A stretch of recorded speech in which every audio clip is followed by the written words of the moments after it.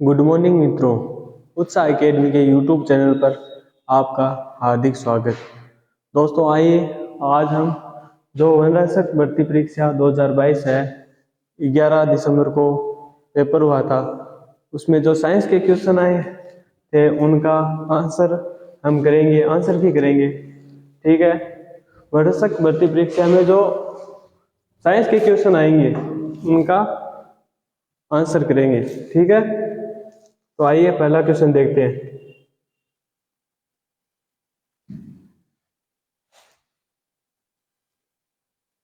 पहला क्वेश्चन था हमारा सामान्य सूत्र। सामान्य सूत्र दिया गया है CnH2nO2 एक विवर्त श्रृंखला का हो सकता है, वह है। ऑप्शन दिए हैं डाइएल्डिहाइड्स, डाइकीटोन्स, कार्बो ऑक्सिलिक अम्ल, डाइओल्स। 4 ऑप्शन दिए हुए हैं, इनमें आंसर सही होगा आंसर सी, कार्बो ऑक्सिलिक अम्ल। सामान्य सूत्र CnH2nO के विवर्त श्रृंखला का हो सकता है, कार्बो ऑक्सिलिक अम्ल का हो सकता है। इसका सही उत्तर सी होगा। Next question 2 number.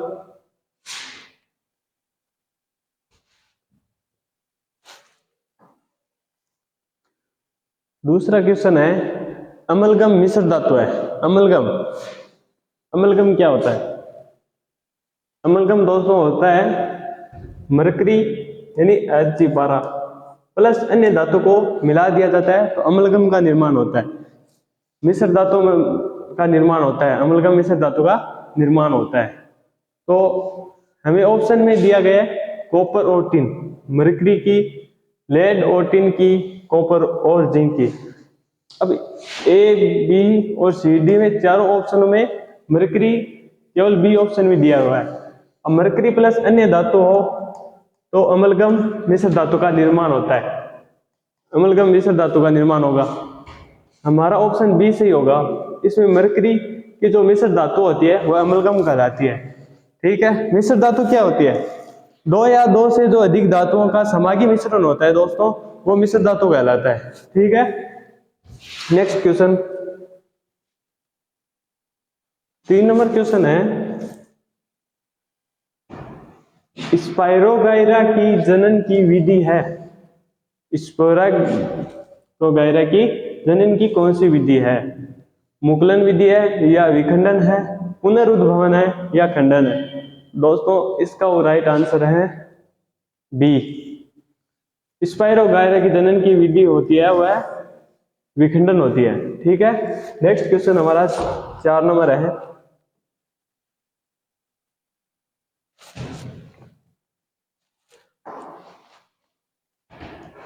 कोशिका को सर्वप्रथम किसने देखा था? क्वेश्चन है हमारा कोशिका को सर्वप्रथम किसने देखा था? ऑप्शन में दिया है Robert brown, Thomas Edison, Robert Hooke और थॉमस हार्डी। 4 ऑप्शन दिए हुए हैं दोस्तों। वैज्ञानिक रॉबर्ट हुक ने 1665 में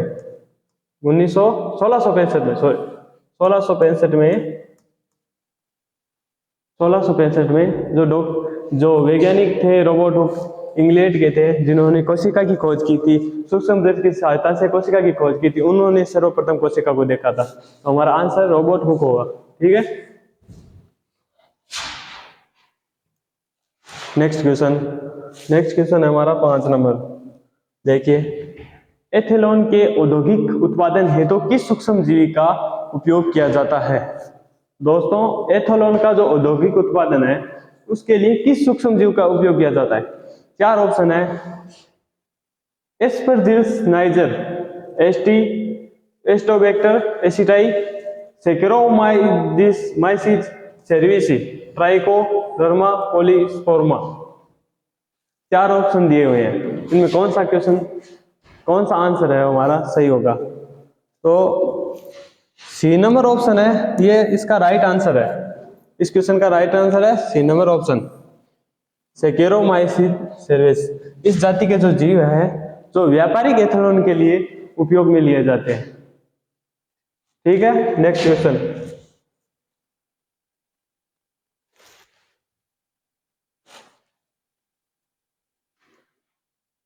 6 नंबर क्वेश्चन क्या कह रहा है, दिए गए धात्विक तार की विद्युत प्रतिरोधकता है वो किस पर निर्भर करती है, लंबाई पर निर्भर करती है, मोटाई पर निर्भर करती है, या क्षेत्रफल पर निर्भर करती है, या आकार पर निर्भर करती है, या पदार्थ की प्रकृति पर निर्भर करती है, किस पर निर्भर करती है। इसमें डी आंसर हमारा सही है। किसी भी धात्विक तार की विद्युत है ना प्रतिरोधकता पदार्थ की प्रकृति, वह पदार्थ कौन सी प्रकृति का है उस पर निर्भर करती है। किस प्रकृति का पदार्थ है, प्रतिरोधकता पदार्थ की प्रकृति पर निर्भर करती है। ठीक है, नेक्स्ट क्वेश्चन।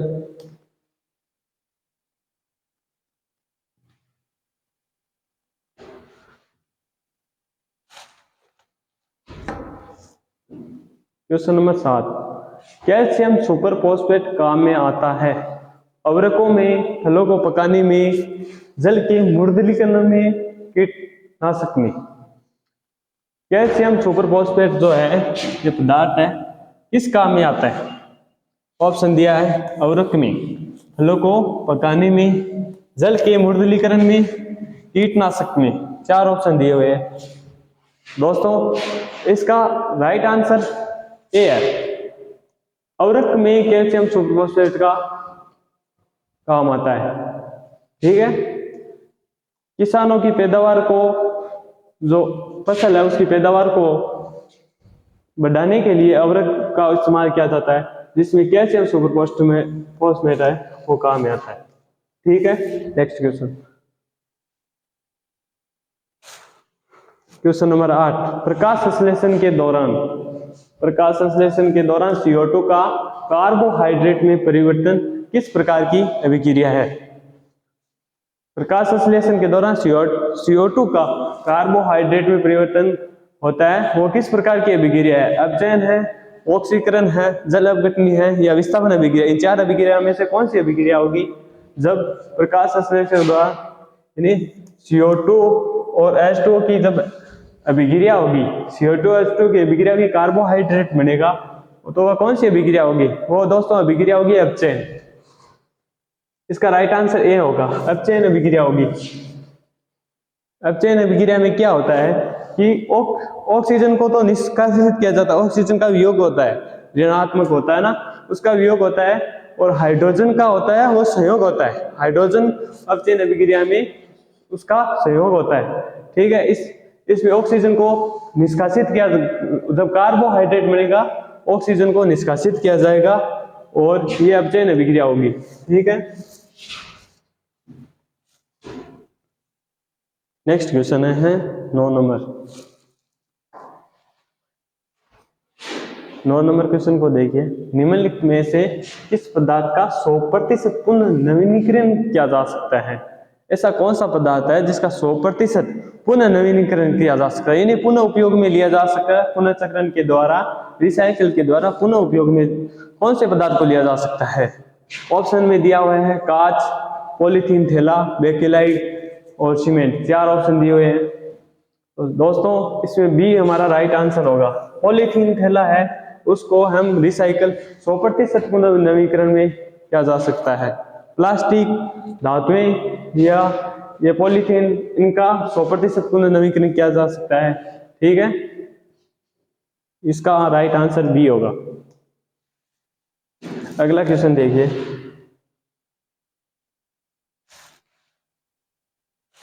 10 नंबर क्वेश्चन है, किसी तत्व के समस्थानिक समान होते हैं, किसी तत्व के समस्थानिक समान होते हैं, द्रव्यमान संख्या में, परमाणु भार में, परमाणु क्रमांक में, अणु भार में। समस्थानिक क्या होता है दोस्तों, समस्थानिक वह होता है जिस तत्व की परमाणु संख्या समान हो और परमाणु द्रव्यमान, परमाणु भार है वह अलग अलग हो। तो इसमें ऑप्शन में दिया हुआ है द्रव्यमान संख्या, परमाणु भार में और परमाणु क्रमांक, यानी किसी तत्व का है समस्थानिक है उसमें क्या समान होगा, द्रव्यमान संख्या समान होगी, या परमाणु भार समान होगा, या परमाणु क्रमांक। तो परमाणु क्रमांक है वो समस्थानिक में समान होता है। समस्थानिक क्या होता है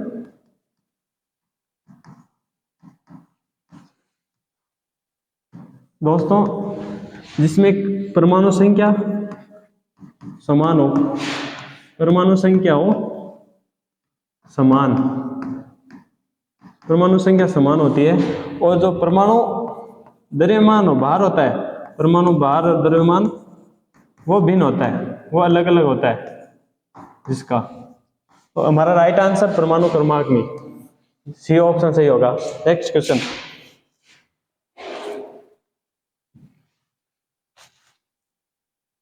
11 नंबर क्वेश्चन देखिए, निम्न में से क्या जीवाश्म ईंधन नहीं है।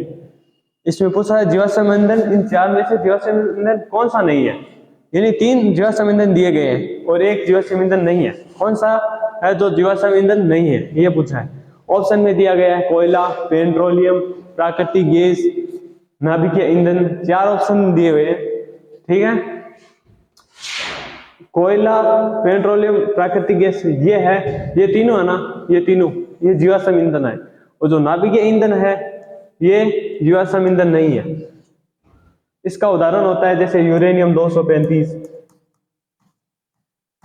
ये नाभिकीय ईंधन है, ये जीवाश्म ईंधन है। जीवाश्म ईंधन कौन से होते हैं, आज से लगभग 65 करोड़ वर्ष पहले जो जीव जलने से पहले खत्म, जलकर जो खत्म हो गए और दब गए थे, उनके ताप और दाब के कारण जिनका निर्माण हुआ वो कोयला, पेट्रोलियम, प्राकृतिक गैस जैसे जीवाश्म ईंधनों का निर्माण हो गया, वो जीवाश्म ईंधन है। लेकिन हमें पूछा है निम्न में से क्या जीवाश्म ईंधन नहीं है, तो इसका राइट आंसर हो गया डी, नाभिकीय ईंधन है, वो जीवाश्म ईंधन नहीं है, ठीक है। नेक्स्ट क्वेश्चन,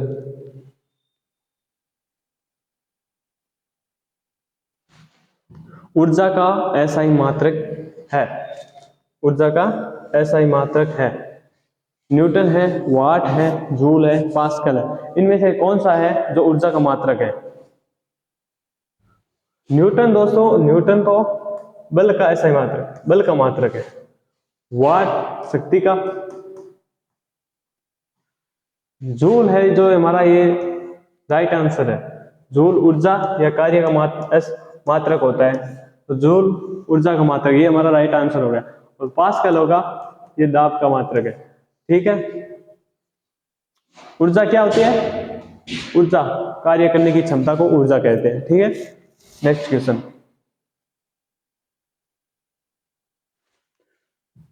13 नंबर क्वेश्चन को देखिए,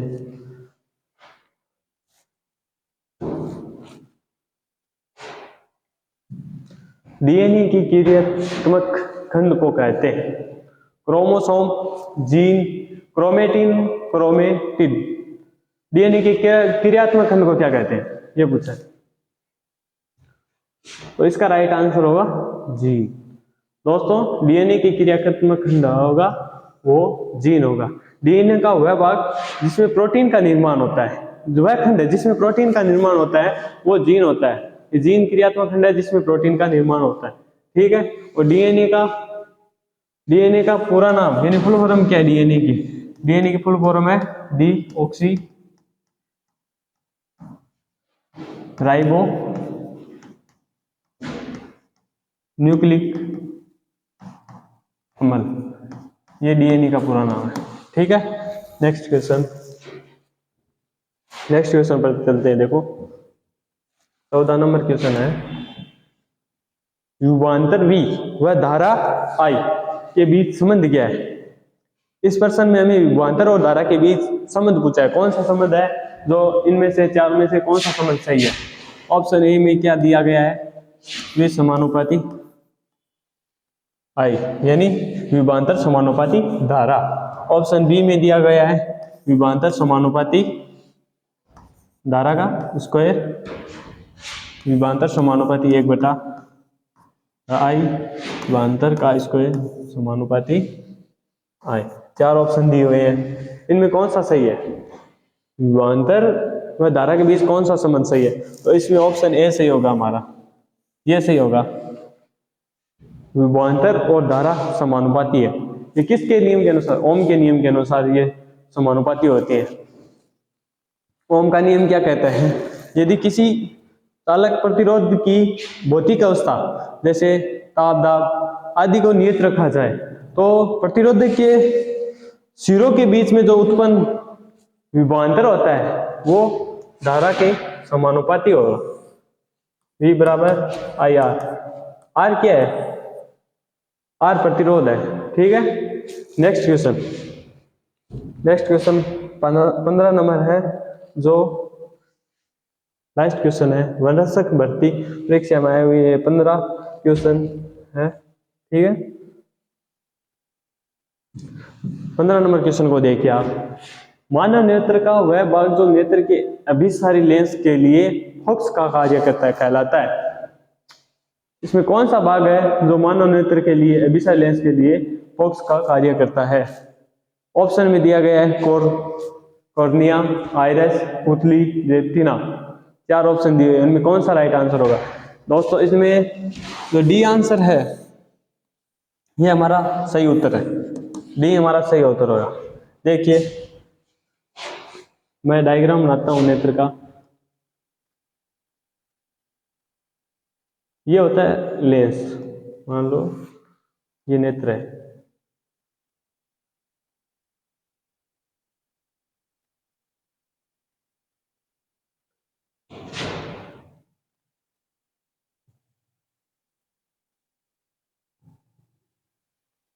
ये लेंस हो गया, ये हो गया लेंस। और ये भाग होता है ना पीछे का, ये होता है दृष्टिपटल या रेटिना।